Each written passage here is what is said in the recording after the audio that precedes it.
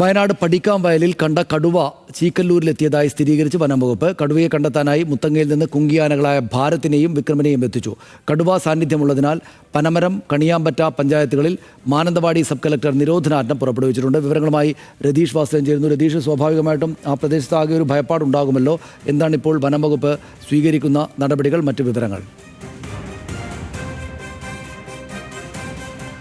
സനീഷ് സൂചിപ്പിച്ചതുപോലെ ഈ പ്രദേശത്തൊക്കെ നിരോധനാജ്ഞയാണ്. ഇപ്പം നമ്മൾ നിൽക്കുന്നത് ചീക്കല്ലൂർ ഭാഗത്ത് അടുത്തുള്ള പുളിക്കൽ എന്ന വയൽ പ്രദേശത്താണ്.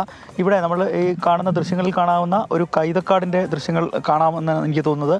അവിടെ ഇപ്പോൾ കടുവയുണ്ട് എന്നാണ് വനംവകുപ്പ് കണ്ടെത്തിയിട്ടുള്ളത്. തുടർന്ന് വനംവകുപ്പിൻ്റെ RRT ടീമൊക്കെ തന്നെ അതിൻ്റെ പരിസരത്ത് നിലയുറപ്പിച്ചിരിക്കുകയാണ്. രണ്ട് കാര്യങ്ങളാണ്. ഒന്ന്, ഈ കുങ്കിയാനകളൊക്കെ ഉപയോഗിച്ചുകൊണ്ട് കടുവയെ ഇതിന് സമീപമുള്ള കാട്ടിലേക്ക് തുരത്തുക, അല്ലെങ്കിൽ മയക്കുപിടിക്കാനുള്ള സാധ്യതകൾ ആരായുക. ഇത് രണ്ടുമാണ് വനംവകുപ്പിന് മുമ്പിൽ ഇപ്പോഴുള്ള ലക്ഷ്യങ്ങൾ. എന്തായാലും അതിനുള്ള സാഹചര്യവും സാവകാശവും പരിശോധിക്കുകയാണ് വനംവകുപ്പിൻ്റെ RRT സംഘം. മുഴുവൻ വനംവകുപ്പിൻ്റെ വിവിധ റേഞ്ചുകളിൽ നിന്നുള്ള വനപാലകർ ഇവിടെ എത്തിയിട്ടുണ്ട്. എന്തായാലും 2 ദിവസമായി ഈ പ്രദേശത്തുള്ള ആളുകൾക്ക് വലിയ ഭീതിയാണ്. അതുകൊണ്ട് തന്നെയാണ് ഈ പ്രദേശത്ത് പനമരം പഞ്ചായത്തിലും അതുപോലെ കണിയാമ്പറ്റ പഞ്ചായത്തിലും 10-ലധികം വാർഡുകളിൽ നിരോധനാജ്ഞ പുറപ്പെടുവിച്ചിട്ടുള്ളത്. അതേപോലെ തന്നെ സ്കൂളുകൾക്ക് അവധി നൽകിയിട്ടുള്ളത്. എന്തായാലും വലിയ ജാഗ്രത പുലർത്താൻ ജനങ്ങളോട് ആവശ്യപ്പെട്ടിട്ടുണ്ട്. മാത്രവുമല്ല, ഒന്നിച്ച് സഞ്ചരിക്കാനും ഒറ്റയ്ക്ക് സഞ്ചരിക്കാതിരിക്കാനും പറഞ്ഞിട്ടുണ്ട്. വനമേഖലയിൽ സഞ്ചരിക്കരുത്. അതുപോലെ തന്നെ പണിയിടങ്ങളിൽ, കൃഷിയിടങ്ങളിൽ ഇറങ്ങുന്നത് ഈ കാപ്പിത്തോട്ടങ്ങളുള്ള പ്രദേശമാണ് കൂടുതൽ.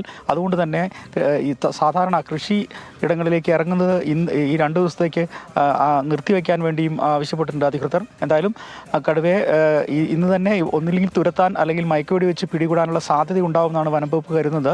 ഇപ്പോൾ കടുവയെ ലൊക്കേറ്റ് ചെയ്തിട്ടുണ്ട്. ഈ പുളിക്കൽ വയലിൽ ഈ ചതുപ്പിലാണ് ഇപ്പോൾ കടുവയെ കണ്ടെത്തി എന്ന വിവരം ലഭിച്ചിട്ടുള്ളത്. എന്തായാലും RRT സംഘവും വനംവകുപ്പും ചുറ്റുപാടും നിലയുറപ്പിച്ചിട്ടുണ്ട്.